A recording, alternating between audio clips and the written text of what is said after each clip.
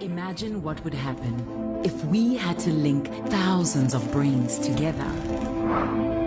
Just like nature creates a superior intelligence by forming flocks, schools, shoals, and swarms, we could create the brain of brains, the world's first ever human quantum computer. Well, what if we told you we already have? What this center is about is applying this beautiful new computational idea in the service of trying to make intelligent machines. Linking brains to machines and creating machine brains. Is that something we can handle? The types of approaches that people are taking now to build intelligent machines benefit immensely from what this machine that we've built does best. And what happens when we ultimately reverse engineer the brain and develop a machine that has cognitive capability and emotional capability? And before you go, oh, that's the stuff of science fiction. No, it's not.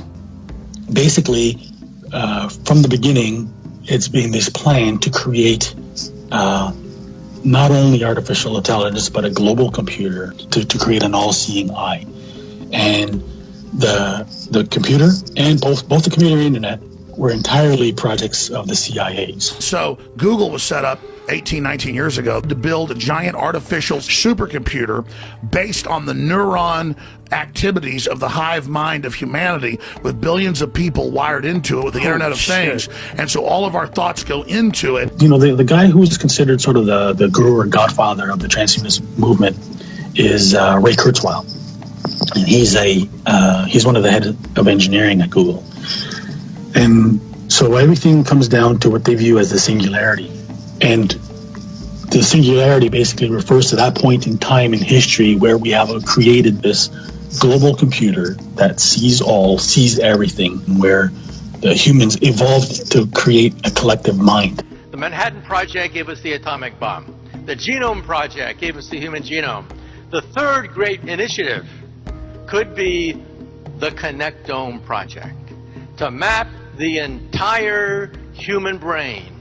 And that may take a quantum computer. If you can map the human brain, and you can map every human brain, then you effectively have a model of the whole world and all of its concepts. You have a model of reality. So how is this possible? And what I want to point out is the size. So my head's small. Well, not too small. Small. Small compared to all that. How is it possible that all that's in here? And what's come to be understood in the cutting edge of modern AI is that there is a really interesting, fascinating answer to this. And it has to do with the fact that the world has patterns, structure. So you may be familiar with fractals. So fractals look very complicated, but they're generated by a tiny little thing that you can write down in a few numbers. And the world is like this.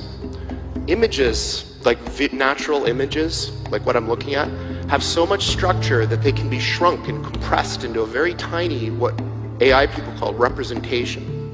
So what our brains seem to do is build a very, very good compressed representation of the world, call it a model.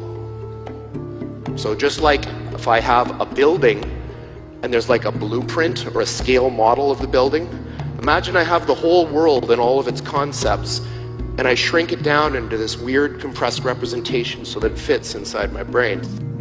We're all collectively programming the AI, and Google plus all the humans that connect to it are one giant cybernetic collective where we're all sort of plugged in as like nodes on the network, like leaves on a big tree.